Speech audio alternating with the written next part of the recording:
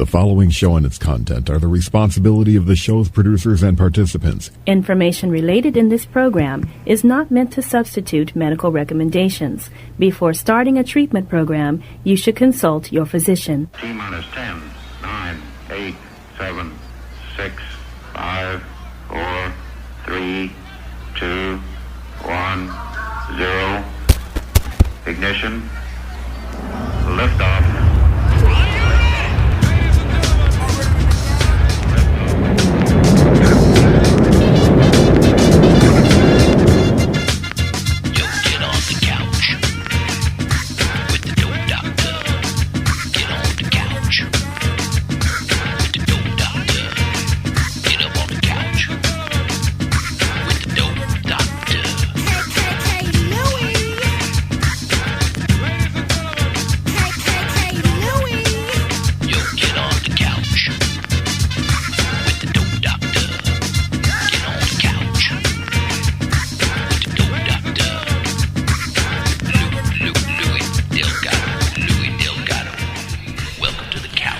All right, welcome to the Couch Live here on WBSN99.com. What a cluster. What a cluster. I come in here. I had to ride all the way from Gainesville. I'm running a little bit late. In typical Louis fashion, I had things to do. So I wasn't here. Trinity's not here because he's taking care of his wife like a good husband. That's what good husbands do. And I come in here. We got a special guest today, Kellie J. Wright from California. Woke her up real early in the morning so she could do this show. She's going to be on in a couple seconds. And I hit all kinds of buttons, did everything wrong. Let's just get right into the show because just let it roll. What's the big deal? The show must go on. So, Kellie Wright, are you with us? Good morning, Louis. Oh, there you are. I'm here. Oh, you're awesome. Isn't that crazy, the way it all started off? You know, I'm never surprised anymore. Good. You just go with the flow, right? You have to. Go with the flow. Well, you have to because, I mean, there's nothing I can do about it. I mean, right, and everything, I think, happens exactly as it's supposed to and only as it can.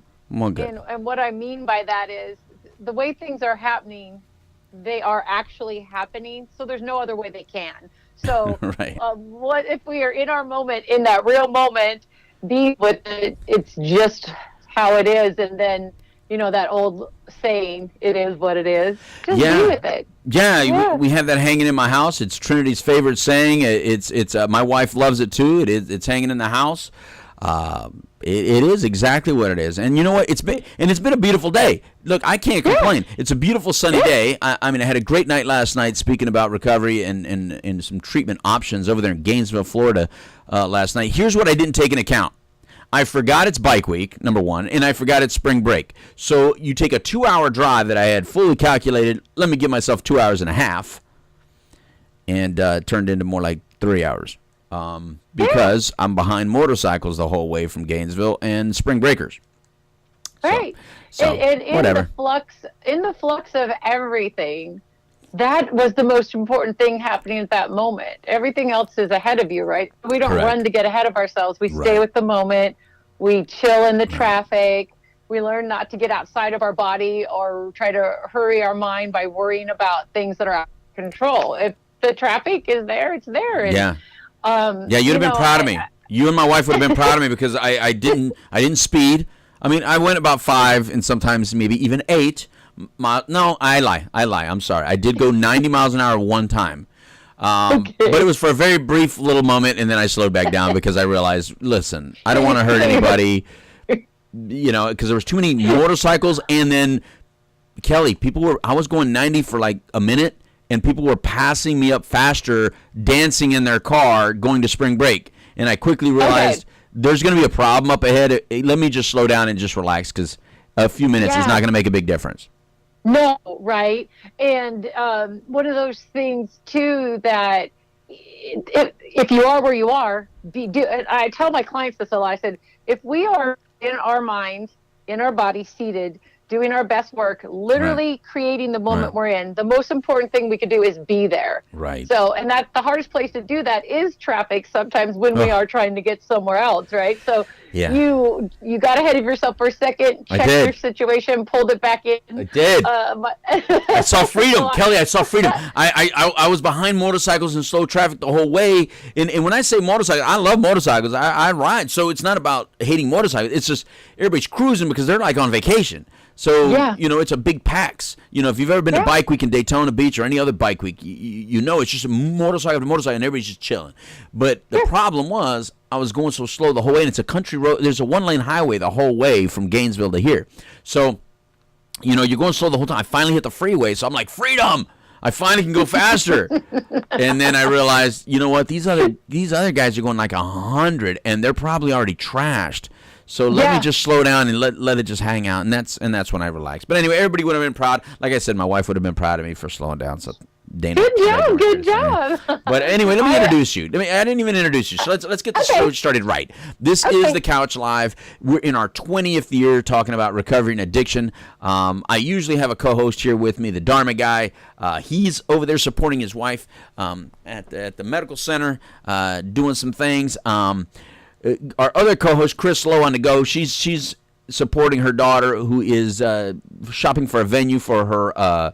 What is it when you have babies? A baby shower.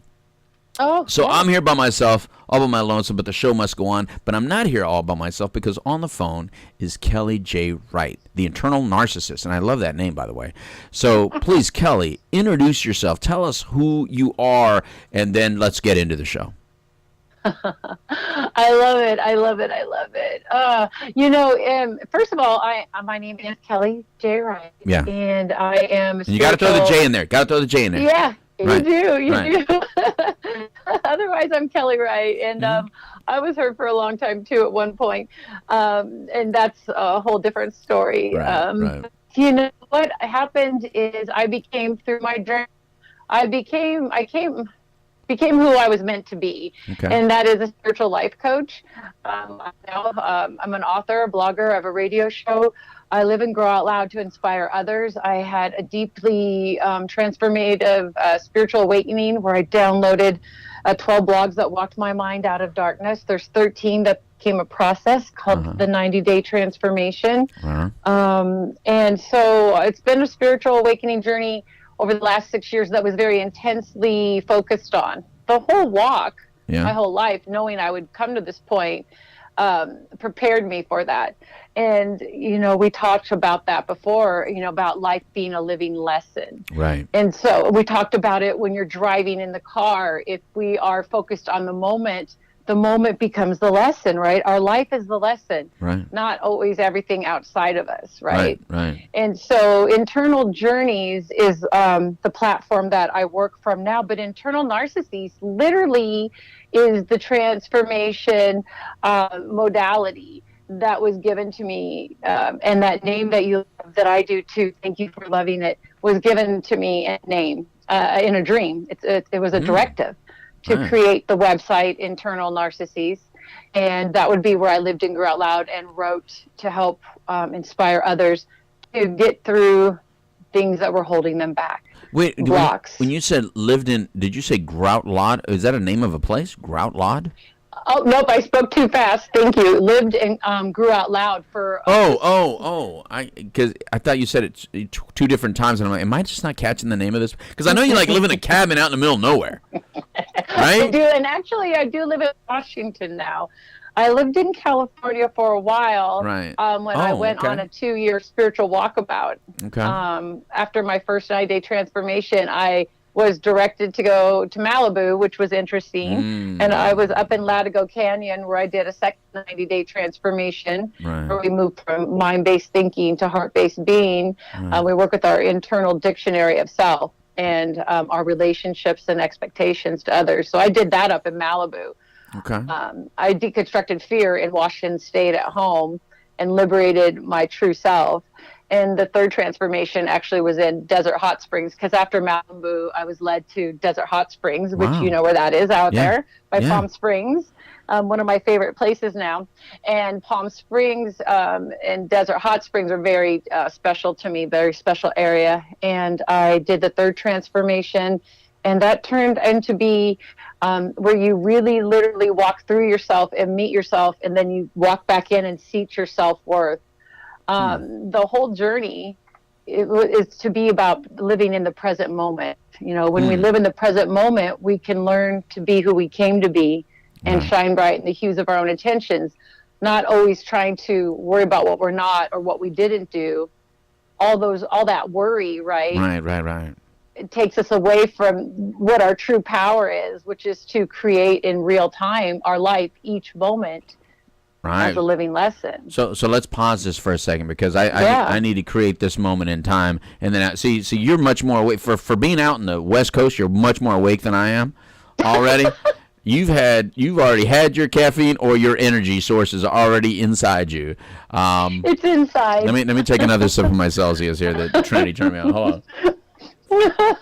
Yeah, I'm not as in the now as you are. So I got to catch up with you a little bit, because we're already on the second or third transformation. I'm still on one. Right, the truth is you are in your now. Right, I'm in my now. I'm in your now, and your now is like way further along than mine now. So let me ask you a question. First of all, you said so you're in Washington State, right? Yeah. All right, so you're out west. And when you say walkabout, you did a walkabout in California. Well, my little walkabout in California was just up and down Hollywood Boulevard and Sunset Boulevard, going to the Whiskey A Go-Go and stuff like that. Your walkabout was a little. You had a different spiritual transformation than I did, clearly. So was this purposeful? I mean, you go to California and you go, I'm going to do a walkabout. I mean, is that a thing? Well, first of all, I've done a similar walkabout in California as you have. When I was younger, good. I've been to Whiskey A Go-Go. I've been to. Did we meet before? Roxbury. I've been to all those places, the Viper Room, all that, and that was a whole different spiritual transformation. So. We might have met before. Were you attracted to Mexican guys? Country club. I always say that I'm an equal opportunity lover. All right. Well, my name may have been a little different, so you may not recognize me right now. But anyway, so when you did your walkabout, like do you call it a walkabout now because you now know what you've learned from the deal, or did you call it a walkabout when you set off to go do it? You know, I look at it as a walkabout now, right? When it happened, I was literally being spirit-led. Okay. It was a directive. Was a directive. And so what I found out later, after being spirit-directed for about 2.5 years, right. I'm following all signs, hands at my side, mouth agape, just, childlike, following this resurrection walk that I was doing, this walkabout. I realized it was a walkabout because I literally was, I mean, who does that? Well, I guess a lot of people, but for me. Well, yeah, not on this part of the world, though. I mean, they do it, somewhere in the Middle East or in a desert somewhere in another continent. Yeah. Or even Australia. I've heard walkabout in Australia. Wasn't that, Crocodile Dundee went on a walkabout. Yeah. But when you say it sounds really cool. I'm like, I didn't know I could do that here. You can do yes, you can do a walkabout here. You can do a walkabout anywhere. People think you have to go somewhere far, far away, but you don't. And well, that's why I'm driven to what you're saying. That's why I had to pause you, because wait a minute, because I thought, one of these days it'd be really nice to do a little. Well, what I do, my wife and my family and I like to do is we like to do a little bit of the Appalachian Trail, the AT. Oh, right. Yeah. Now that's like a walkabout. That's like, if you did the whole thing, that's months, 4 to 6 months, right? Just walking. Yeah. But when you said it was like, wait a minute, you don't have to. It doesn't have to be a trail, even, is what it sounds like. It could just be anywhere. No. So that's why I was real intrigued. So, I didn't mean to cut you off. I just want you to explain that a little bit, because there's a lot of people out there feeling a little lost, feeling a little frustrated in whatever they're dealing with, and they may not know that they can simply do a walkabout. Right. Right. And I love being interrupted, because when you talked about my energy source earlier, I really am connected to conscious that intently that it comes through and I start speaking. Right on. And I really love it if I connect someone to something. I love them to jump in and go, oh, you got me here. Oh, I'm thinking of this. Because then I know, oh, we got the next moment to talk on. That's what I do. I'm a conduit. I connect. Oh, right on. And so I love that we're going into walkabout. And I love where you took it because I never even thought about it outside of that. Right. Context before. And the truth is, yes, you can do a spiritual walkabout anywhere. Literally, when someone comes to work with me, they're doing a walkabout in their mind. But what you're saying is true. Most people think you have to go overseas or not. The Appalachian Trail, most definitely a walkabout with your family, an incredible walkabout. Right. I just looked up what's the purpose of a walkabout. I looked up walkabout on Google. I love it.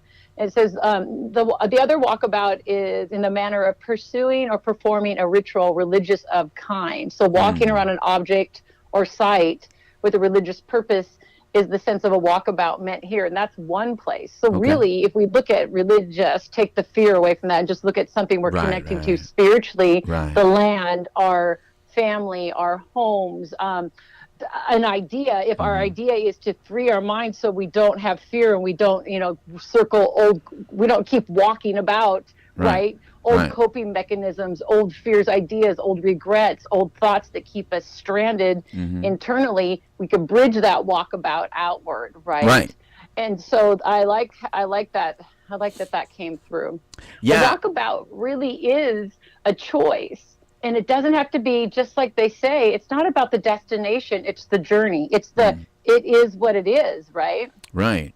Now, how do we create our own is, right? Because the is doesn't have to be what it is, what was is. What it is when I started the walk. Yeah, because my is when I started the walk may be a little testy. Right, we don't go to Viper Room or Whiskey A Go-Go anymore, right? Or the Century Club. Yeah, we don't do those things. No. Those are old walkabouts, right? But I think necessary, and that's why I like to. I believe in no stigma, no shame. I believe every walkabout is intended for lessons of learning. But if we don't know that, then we're just there participating, and we get lost. Right. No, and I agree, and I think like if we're talking about like today's title of the show is. Life is a living lesson. Then if you learn, like if you did this, if you went on your own little walkabout, like let's say this weekend you're listening to the show right now and you're saying, you know what, then I'm going to do a little walkabout. I'm going to walk around my neighborhood. And you say, well, I didn't look at it like a walkabout. I just look at it like I'm just walking around the neighborhood. But if you transform that neighborhood into whatever you really want it to be and kind of go into your brain and reflect, you've done a lot of walkabouts probably. You just don't call it that. You don't name it that, and maybe you don't give it that kind of value or worth. And when you said that, that's exactly what I started thinking. It's like, wow, man, I've went on walkabouts too. I'm gonna start saying it like that, and people are gonna think that I'm walking around like a robe, and Exactly. you know what I mean? Well, not a robe, but what is it that they wear when they go on walkabout? When you think walkabouts, they wear that what is that dress? The cloak. There you go. I'm gonna get me a cloak, and I'm just gonna walk around Deltona. And you can even have it be your invisibility cloak. You can imagine it to be whatever it is. I like where this is going because the thing is, we don't have to have money to heal ourselves. We don't have to be rich to travel. Like you said, I might walk around my block. I might walk around this same path. If we use our initial surroundings, right, where we've placed ourselves, that's where we have to use that placement for our loving ourselves right where we are, or we don't get to really make those clean jumps really quickly. Because if it comes back to no shame, no stigma. If where we are literally physically and mentally is not loved with purpose and intent as a lesson, then we struggle, we suffer because we haven't realized, oh, this is just a lesson. I can liberate myself, right? I can take a walkabout. You can name it. Trinity, sorry, but I'm on a little bit of roll here. I'm not Trinity, but I'm sorry he came through. Don't give him credit right now. Wait a minute. Trinity's not here. He doesn't. Where is he? I'm like, Trinity, you just came through. Where are you, Mike? But like when you said walk around the block, when you said walk, I really think that's a good idea, Louis, because you could say, okay, I'm going to walk. No, and I'm going to pair it to something I've done when I couldn't move. When we can't liberate our freedom from space, but we only have so much to use, we're confined to a certain area. This could be a room, it could be wherever. We could still do our walkabout, right? Because it's how we name it. So if we say, I'm going to walk around the block 8 times today. 8 symbolize a master number of awakening. Ooh, I'm getting spiritual change. Wait a minute. Let me take another sip. Let me take another sip. Go ahead. It's coming through. So what you say, okay, so this first time I walk around, I'm walking with this thought, and I'm going to process and work on it. Yeah. And we're going to place ourselves here. You set the intention for the movement around that block, for that area, for wherever it is, to be, that's your walkabout intention. That's my purpose. Yeah. That's my process. That's what I'm working on. And then you walk, and then you name each time for each different walk or what you're working through. I did this when I lived, it was at the very beginning, before I wrote my book, My Spiritual Transformation. I was still in coping mechanisms, going out and partying off and on a lot, but not all the time. So I was still looking at what were those last blocks. And so I did this. This is what you're just showing me something that I've done. There was a place called Chambers Bay. Okay. I was already not partying, but I was needing to do my work, and there was a place there. It was a 8-mile walk, and I would use it to work out, but I also used it as my processing method. And sometimes to push myself further to get through that. Remember, that is, we want to make it a loving is, so we can move it. Yeah. So what I did was I would push myself out. I already went twice, and I would go 3 times. 3 is a completion, right? So the resurrection, however you want to look love at it. Threes. Love threes, me too. So I'll do everything in 3s. Right. So on certain days, I would go and do that walk 3 times, not stop. There's a walkabout right there, right? Right. And so sometimes we're doing things and we don't know we're doing it.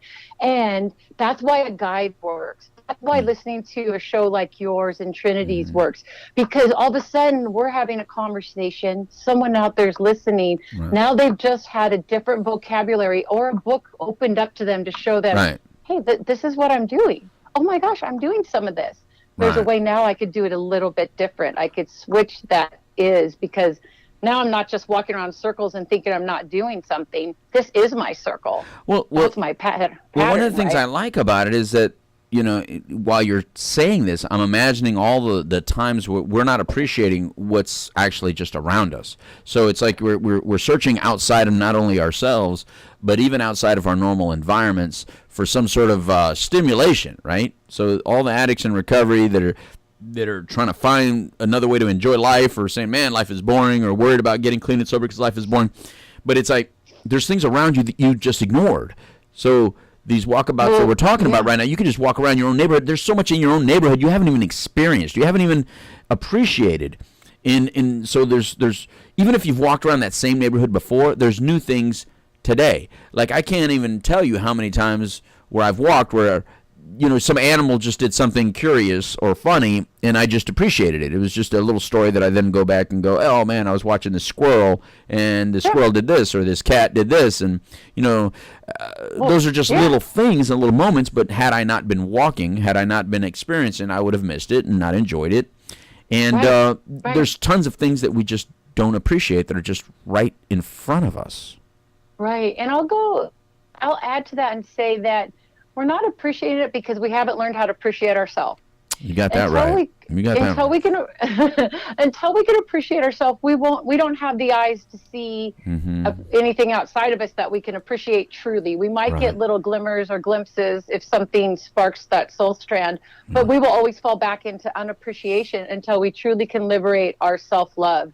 And that's all lying underneath this energy of fear and doubt and negativity and self-judgment that we weren't born with, but we adapted and created and fed actually along the way, especially if we're in recovery or we've used or and I'll say this again, I was on a radio show years ago when I was up in Malibu, a recovery radio show of my friends, and he had the same, he says we're all recovering from something. Right. So as we talked about before, when we talked like a couple of weeks ago, it's about the symptom to the cause, right? So what causes us to look outward for our joy versus inward? And what I believe is that somewhere along the line in our psychosexual development, we've taken on and adapted things about ourselves from others accidentally that were never intended We didn't or have the tools to know better.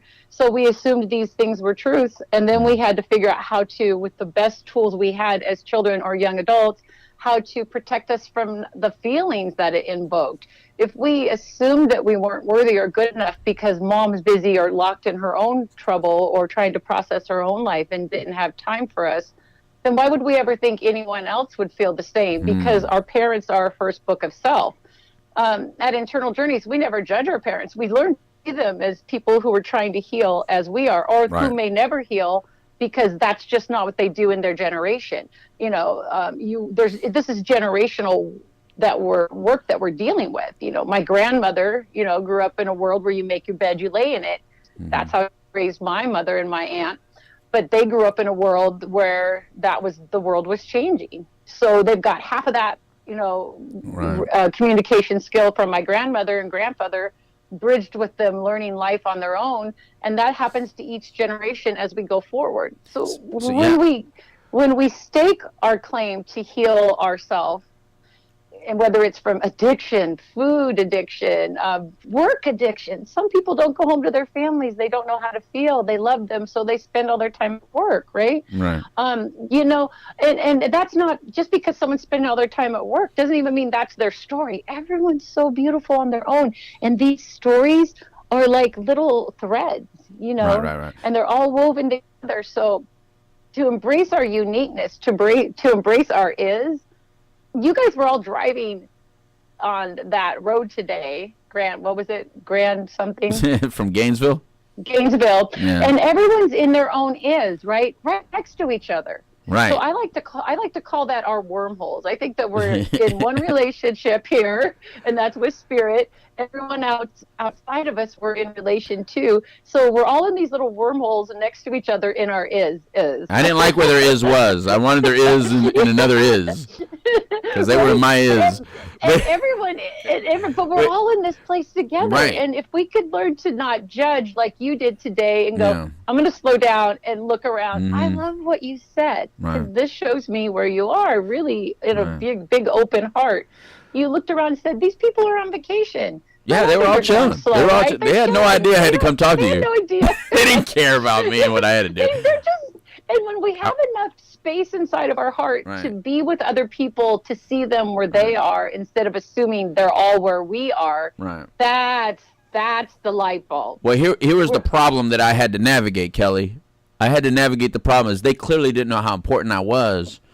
And no amount of my getting closer to them with my bumper was going to educate them of how more important I was. So let me just slow down because maybe I'm wrong. Maybe I'm not so important. I'm going to show you how important I am by going so slow. Yeah. You know, who's that dude doing so they weren't doing anything. They weren't doing anything against me. They were just enjoying their vacation time and enjoying the sunshine. They probably come from some cold state where they're like, oh my God, there's sun here. But you said something that I want to go back to. Yeah. You were talking about that our parents are our first reflection of ourselves and stuff, like the way they view us. So I want to go back to that because there's a lot of people in recovery that one of their pains or some of their trauma is exactly that.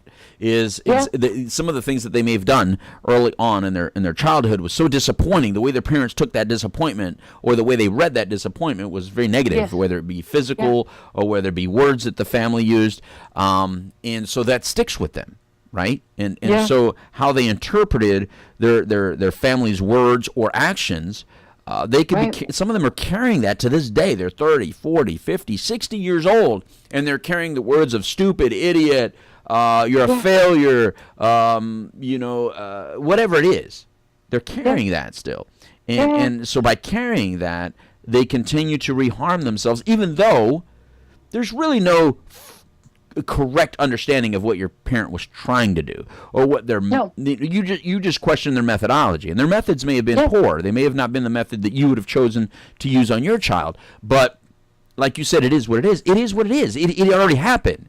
So how you carry it forward and what you do with that is completely up to you. You can heal from that because it's not a reality. It's not today's reality, at least. You know? Well, I'm going to tell you something about that. Okay. It's really good. I spoke about it out loud yet. It's part of my work that I'll be introducing through a book that I'm going to write. But, Perfect. The reason that we hang on to it, and I'm gonna testify to this. Okay. Is because it's the only way that we have to hold on to them. Okay. We all love our parents. It's natural. It's innate for us to love our parents and for parents to love their children, no matter what we or they do.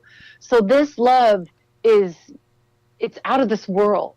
It's creation. It's our first book of self. It's when you fall in love with your parent, when you're born, the first eyes you look into are your mother's, right?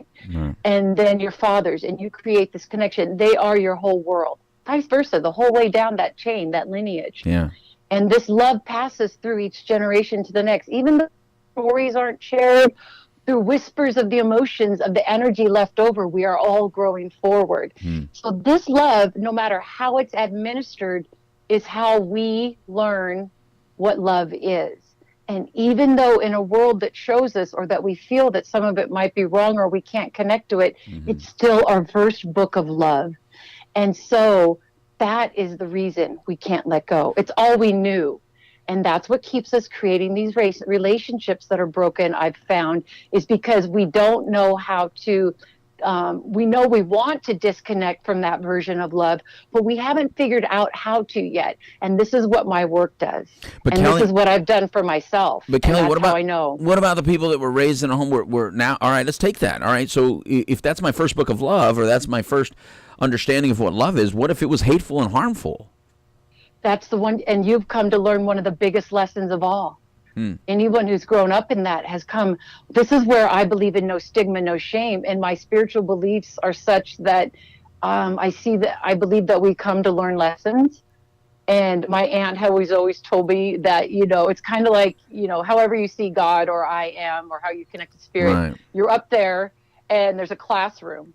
And in the classroom, the teacher or whoever's guiding it, the master, the healer, said, okay, you're going to go to earth and you're going to be abused. You're going to be not loved. You're not going to do, this is your assignment. Who wants it, right? Right. And this is your classroom you're learning in. Right. And someone in the back goes, I'll go take it. You're going to end up homeless, addicted to drugs. Your family's going to not, leave you, abandon you. But I'm going to tell you one thing. I think the opposite of that, even if you picked, you're going to come, you're going to make money, you're going to be rich, you're going to have this, but you're going to still lose all your family. Someone's not going to like you.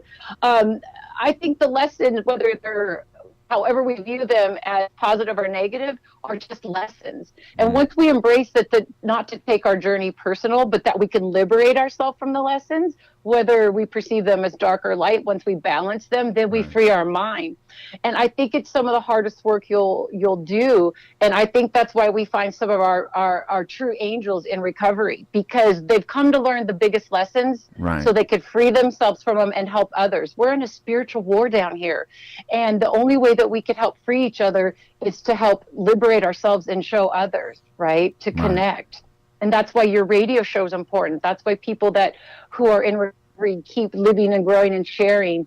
And when we find ways to liberate that inner child, when we find ways to finally let go of that hurt and pain that we know we don't want, we know we don't want it, but we can't figure out how to let go. Right. This is the work at Internal Journeys. It is a triple mirror flip that I don't believe has been done.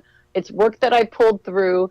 And if it's been done, everything's been done. So let me say that again. Yeah, I definitely agree with that. It's not being out there shown that people can do it on a level that is open. Yes. Because if I can guide it, if I brought it through, my goal is to help other people who can do this so they can guide and help other people break through. It's going to take a village.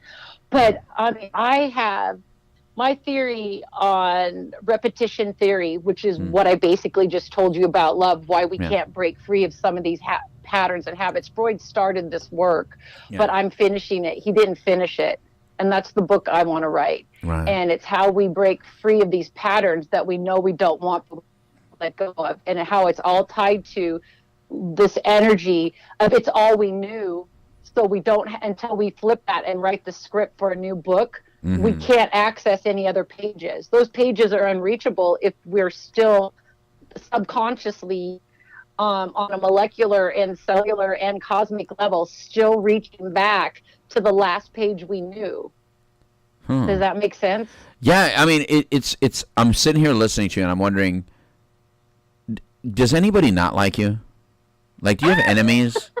I mean, look, I got to be honest. You know, it's so out there. You know what I mean? It's like you're so nice. You sound so loving. And I remember meeting people that you're reminding me of where I didn't even give them a moment of time because they were so nice. It was like, this isn't real. Like, I'd be like, you're flighty, flaky, weird. I don't understand what you're saying. But yet, because where I'm at in my life, I'm listening to you.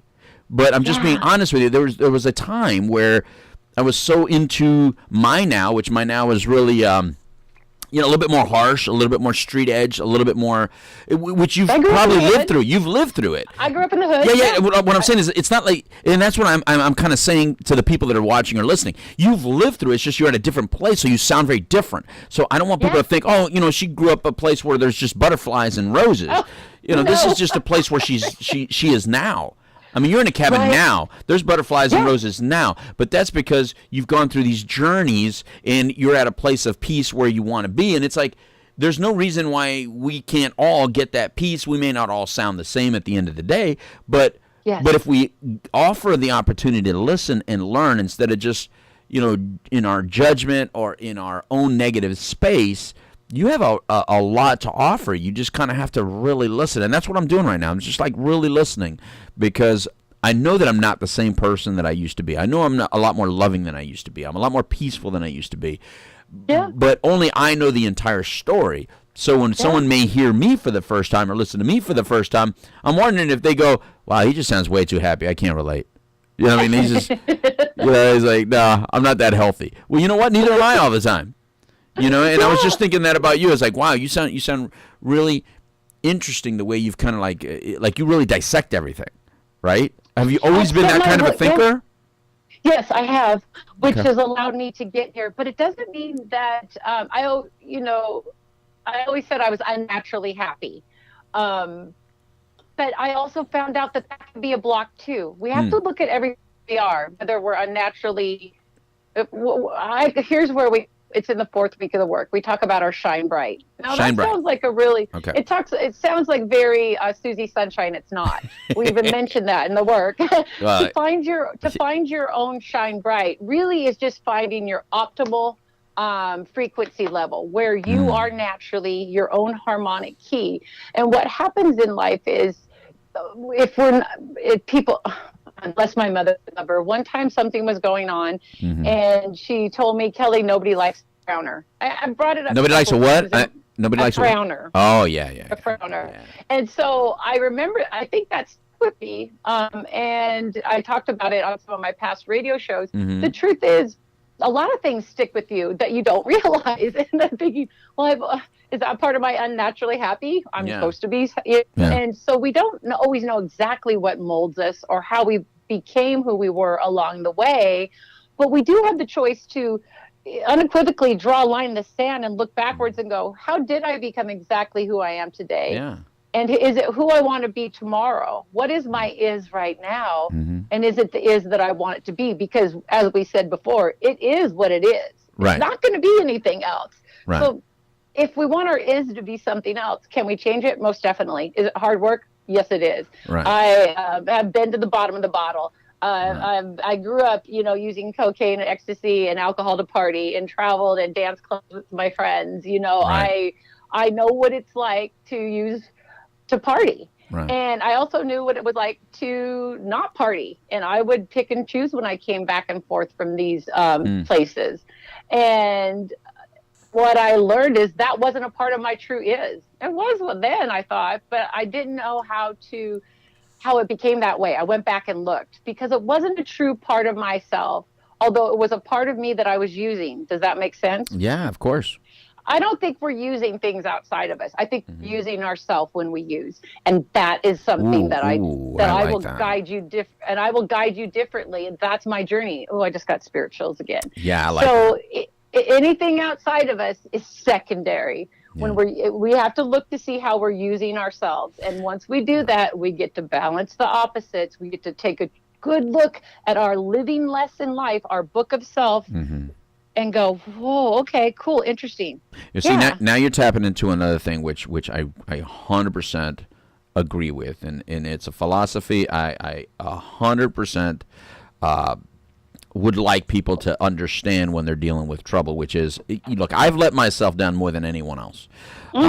So I need to back away from blaming everybody else when I know there's only so much that is realistically able to be done by me, but I have the onus is on me. Like, I have to do the work. And that's the fun part. Right. And the journey is the fun part, by the way. Like, I agree with that. The journey is the fun part. But the thing is that if I'm the one that has hurt myself the most, then I can change that. So everybody else, like if you hurt me, like, I may not be able to change that, but since I know I hurt me too, I can change that. And so let me start on what I can change rather than focusing on all the things out there that are a little bit more difficult to change. Because if I spend 5, 10, 20 years focusing on how much you hurt me, Kelly, well, then I've just wasted another 5, 10, 20 years of growth. And now, so when I finally get it, which eventually I assume that most people will, even if you're on your deathbed, I assume that eventually you're going to realize, I just don't want to be sitting there in the deathbed when I figure that out. I love that you said that. That's so what I believe. That's why I really always say it's never too late to change the way you feel about yourself. Let's figure out it's us, right? And what you said is beautifully in tune with, again, the work that we do here. The 13-week journey, the last three, it's 12 blogs that walk your mind out of darkness. The 13th one is the summation. But the last 3 blogs are called the Pain series. And they're the yin and the yang of pain. But what you said made me think of Pain 1. And if you will let me, I will read it. Read it. Go ahead. I'm listening. Okay. Because we're going to go over one. I already went over 1 o'clock. So because I started late. So we're going over, go ahead. Okay. It says, pain is a refuge for some, a prison for others, neither a safe place to call home. I hurt myself. But I do that every time I forget to take care of me. When I forget to meditate, when I forget to think about placement, when I forget to pay attention to internal pings of my heart and soul, when I believe even for a second that another's idea or truth for me is more important than my own. When I forget that I come first and that acknowledging my intents and being honest with me is more important than any probable outcome. I hurt myself when I try to do too much too fast. I hurt myself, dream ahead of where I can be instead of going through each continued lesson as it should be, as it is meant to be for my intended growth. I hurt myself when I hold myself back from giving someone else the words or answers they seek or need so they may grow, instead keeping them captive in an idea or place in time by placing them on a pedestal when they are no longer here or long gone. All of these things causing me to mistake old and new voices of pain as a deep call from within for the taste of freedom or need for isolation. Distant leaders of the past, rallied by new intruders, dressed in the form of past pains and new stings, both tarrying rather than stay buried, all the while silently and methodically buying precious moments and trading small victories to sway the unraveling of lessons learned. Eventually letting old coping mechanisms find the slightest sliver of doubt to squeeze through and wreak havoc on this peaceful and loving heart. Oh my goodness, it is so hard to be a human trying sometimes. Lightning strikes and all hell breaks loose. So what is one to do? I can only do what I know best, and that is to sit very still, dig much deeper, try harder, ask more questions, listen further, and get prepared to know more than I thought I could. That is first, that's the first walk into the Pain series. The first 9 blogs literally walk us one step at a time through our mind to get to that point. And when we read that, we're doing what you said, and that's why it really brought it up for me to read, because you don't want to be laying on that deathbed going, oh, it wasn't them, it Right. was me. Right. Right? Once we learn it's us, we're so free. Our is becomes literally a beautiful beacon of light going, Right. oh my gosh, I can do this because what do they say? You can't change persons, places, Right. or things, but I could change myself. That's it. That's Right? it. But I have to acknowledge it. Yeah. I have to Acknowledge acknowledge it, and if I don't, then I'm blinded to my own truth. You know, we all have a truth, and if my truth is blinded, if I'm blinding my truth, then I can't change it for the better of me. I can change it for Right. the better of others, but then I live some sort of fake life where I'm still very Yes. disappointed and still very upset and frustrated and still in pain secretly, and Yes. that's why people eventually may commit suicide or relapse. Or they never are able to keep a balance of healthy energy. Right. We rise and we dip Right. and we crest and we fall. Right. We're on an emotional roller coaster. And then we wonder why we're still attracting, people like to use the word Yes. drama or negative situations Yes. into our life. It's because if you're hiding Mm-hmm. those little pieces or you can't figure out Right. that they are hidden, that's that energy looped in your frequency that's not gone, so it's still going to pull back all those other things that it connects to. See, I was going to say, you said the word earlier, and then you just repeated it right now, the word frequency. I love that word because it's like the frequency, I hear a different frequency now. I speak in a different frequency now. So you tend to be around people that are in that same frequency. And so there's no way around it. There's You no will way attract around it. likeness. Yeah, you'll I don't attract it. care if you can. As a kid, I would deny it to my family. They'd be like, "Your friends, your friends, your friends," and I hated it. I hated it because I look at my friends. I say, "You don't. No, they're real idiots. I'm not the idiot like them. You know what I mean, or whatever, right? Or I'm the leader of the pack. Don't give them credit for guiding me. I'm their leader. They're not leading me into anything. So it would bother me, but in reality, me and my friends we were all on the same frequency. And so the people I'm around now that I would call my acquaintances or friends, we're all on the same frequency. And you can only seem to hear a certain level of frequency. So if people they're not in that, you kind of just walk right past them, and maybe it's just not the time of life to hang out with them, or not the time of life to hear them. You said something beautiful there. Go ahead. You said if they're not in the right frequency, you might just walk by them. And that is true. And it's not because someone's bad or good or better than anyone else. Right. We're not vibing. We literally are vibing. It's not because of love lost or hatred. And if people, the world, see that this has to do with not just our inner state of being that reflected it out, I believe at internal journeys that once we heal our human soul, our heart, to free it, we are free of judgment, so we will not judge others. That's the only way to heal the world, is for each person to heal their heart, because we judge ourselves, we judge others. And if we don't judge ourselves, then we let others be who they are. There's enough room in this place down here on earth for all of us to be who we came to be and not judge or fear or hate each other. There's no reason for that. But it's old energy. It's old stories passed down through generations that have been gone for centuries that we have to heal, that we're freeing. And people don't have to die for this to happen. They just have to surrender.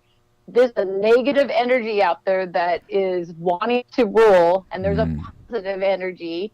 But the truth is, we don't exist here on earth without both those energies. So we've been given a gift of free will. If we learn how to harness and use those energies, we liberate not ourselves only, but the earth, our communities, our families. We liberate love, and that frequency can change. It doesn't mean that we are different. It doesn't mean that we still don't go, what the heck are you wearing, or this or that. I mean, people are going to still have their ideas, but they don't have to own them. They don't judge themselves by their ideas. Does that make sense? No, it completely makes sense. And I think, for this, I don't want to get political, but in today's world where everything seems to be politicized, right? Yeah. There's a lot of people out there right now saying love, talking love, saying inclusion, saying embracing, saying acceptance, and all these nice words when they're around their friends, yet spewing judgment, spewing hate, spewing division, but at the same time saying they're being loving and inclusive. And so I take issue with some of that, and the way I kind of deal with it is I laugh it off and just say, well, it's just a period of time, and just sit back, and it's going to end. However, I think it's important also, because we have microphones and because people listen to us, to say some of you just need to settle down. You're saying you love people, but you're judging someone else. You're saying you don't like bullies and you don't like people to say certain things, and you're calling people out for doing that in their past or their present, but you're doing the same thing. So if you really want to embody or live what you're saying, then love the person that you're disagreeing with and shut up. Just you need to shut up and listen a little bit. Right, and most of the time, they're not loving themselves. People think they're loving themselves, they're not. And I just had a huge directive come through with some spiritual work that I'm going to be doing and living and growing out loud that will really touch on that community is. But if you're out there not being what you say you are, you're still not in alignment. That's what the work at Internal Journeys does. Right. In the second transformation, we learn how to really listen to what we're saying and who we're being, and are they in alignment, right? Because a lot of times what we're saying is not who we're being. Yeah, exactly. Well, just because everybody around you is agreeing with you doesn't mean that you're right. And when we're on a certain frequency, guess what? We're around a lot of people that are agreeing with you. Yeah. You know what I mean? And like, so if you say, drugs are good, or this drug is good, or this drug is good, well, everybody around you is saying the same thing. So you go, oh, see, everybody thinks that way. No, not everybody does think that way. No. And that's why we talk about it at the innate journey, which is a deeper spiritual journey in between the first two transformations. And we really want to find, once we liberate ourselves to be who we came to be, we find ourselves and we shake off everything we've become along the way to free ourselves so we could shine bright in the hues of our own intentions, right? Right. Then we need to stick to our circles of likeness. Circles of likeness. Is it you say likeness? I like that. Yep. We stick to our circles of likeness, and we build and breathe in love. When everyone's out there trying to change other people, they're not busy being who they are. No. So you're still straddling two different worlds. No. But if everyone could learn how to love themselves, then eventually that energy just from emanation transfers over. People, you could talk till the cows come home to try and help people see your point of view, but it's not their job to see your point of view. It's your job to see your point of view. It's more importantly your job to be your point of view. And it's a little bit harder than you think. But it's doable. I've been working at it for 6 years. It's so doable. It gets better every day. It's not all butterflies, at the beginning, but now it is, even when it's not. Oh, I can see the butterflies through the phone. One of the best things I learned coming into this kind of lifestyle is attraction rather than promotion. I completely agree with that. I think many people just need to be a little bit more silent than vocal, be a little bit more focused on themselves rather than others, and it is attraction rather than promotion. I mean, look, we're all a little narcissistic.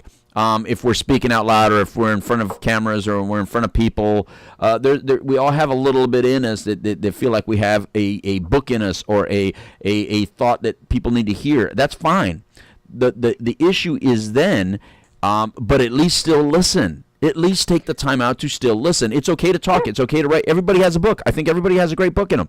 Read it, write it, whatever. But understand that along your journey, still stay open to listening. You're not done learning and listening yet. You're still living a life that deserves attention, because there's another lesson to be learned. Like, I don't know what it's like to be 50. I'm 49. I don't know what life is going to be at 50. I don't know what that whole decade's going to be, but I'm excited about it because I didn't know what the 40s were going to be like. And man, the 40s were awesome. Yeah. My God, I had no idea the 40s were going to be so cool. So I'm even more excited about the next decade, and then the next decade, and whatever more decades that I'm blessed to get. So whatever your personal journey is out there, just be a little bit more open to other people's frequency, because just maybe you might be on that frequency tomorrow, and it's not the saying it's a better frequency, it's just a different one. And as life goes on, you just somehow tune into different ones. I know some people just look like they're still teenagers, and I get it. Even I sometimes appear like I'm still a teenager, but I'm not. There's no way to be one with my kind of responsibilities. So what we got to start wrapping it up a little bit. Tell everybody a little bit of how to these things that you've mentioned, these journeys that you've mentioned, this literature that you've mentioned. Tell us a little bit more how to connect with that, or how to get more information about it, or how to maybe even do it themselves with you. Yeah, definitely. My name is Kellie J. Wright, and I'm a self-love transformation guide. and helping you find and forge your own path. The journey that I created liberated myself, but it gave me the tools to help others liberate themselves. So this is not a how-to journey; it's a how-you journey. I happen to That's clever. I like that. I like that. and it really is. Everyone's different, so each journey's different. I can never say it's this. I can't say it's the same. It isn't. Every client I work with is so beautiful. My gift is as a seer and a healer, and someone who's self-actualized this work, is that I listen further. So I also remember everything. I just have that type of memory, and so I'm able to connect dots. Oh, God, you're so fortunate. The journey is a transformation journey. So if you commit to this process, you're going to change. It takes a while. The full journey is a year and a half to 2 years, but you could do the 90-day transformation journey, 190-day transformation journey, and literally seat your soul and reclaim yourself free from fear. If you are surrendered, believe you can, and do the work with me as your guide. You can find the information on that at internaljourneys.com. So that's INTERNAL journeys.com. And it goes through the 90-day transformation process. It talks about the self-love mastery courses, who's coaching for, what it is to work with me. The 90-day transformation is it's a 13-week course. And it's spirit-led via conversations on the phone. We meet over the phone twice each week. You journal during the week. And, this is referred to as you're going to discover your true self, which is referred to, and you'll like this, Louis, as finding your own frequency. I love it. And it enables you to transform and unfold a new, beautiful life. I've done it. I continue to. It's a practice. Oh, come on. If anyone's out there listening, especially if you're in recovery, we practice every day to keep what we have. Right. And that's what the journey is. No matter what we're doing it. So why not choose to do it from love versus fear? Choose to liberate our soul. There's tools that you'll have within the first 2 weeks that will change you being able to get control of your mental health when things seem to slip or slide. It's a transformation journey that will change your life. If you're interested, you can go online. I have a book for sale that is the textbook. It's the blogs that walked my mind out of darkness. They're in there unchanged on Amazon, and you could buy that. It's Internal Journeys, A Spiritual Transformation by Kellie J. Wright. I love my work. I love guiding. Louis has been doing the same work and helping others for a long time, a lot longer than I have with his, different recovery centers and his show. And I think he can speak to this as well, is when you find your calling and you know how to help others because you've helped yourself, it's a good place to start. Amen. With others who have helped themselves. For real. Well, listen, I Kellie, I love my frequency. I really do. But I love your frequency too. Thank you. So if anybody really, and that was internaljourneys.com, go to internaljourneys.com, follow Kellie Wright on Instagram, Facebook, whatever. It's the at internal narcissus. Is that what it is? On Instagram, it's at Kellie J. Wright. Okay. And on Facebook, I have my Kellie J. Wright page, which I use for me to promote my work. But then there's Internal Narcissus and Internal Journeys. So those other pages are there. Perfect. The website, I blog every Wednesday. And I'm going to be living and growing out loud, a 10-week transformation journey to claim self-love in a deeper way than I've ever known, do father work in a deeper way than I've ever known. And so I'll be living and growing that out loud too. We also have a radio show that we do called Conscious Speaks Radio. Love it. And that is every Monday on Pyramid One Network. And all of those places, if you could, the best place to find me, Instagram, Kellie J. Wright. There you go. Facebook, Kellie J. Wright. That's how I found you. Yeah, exactly. You know what? I don't know if I can have a second. We found each other through those places, but we also found each other in Malibu. We have a California connection. Yeah. I remember. I was living and growing out loud there. We found each other. Yes. Don't tell anybody that story. That's a different story. You have a wonderful day. Thank you for having me on the show. Kellie. I'm so honored. I've been wanting to be on the show for a while, so it was the perfect time. Well, thank you so very much for being with me on this show right here. You will be back on this show again, I promise you. And next time, Trinity the Dharma Guy will be here with us. For right now, though, adios, amigos. It's time for a taco. Goodbye. Bye, everybody.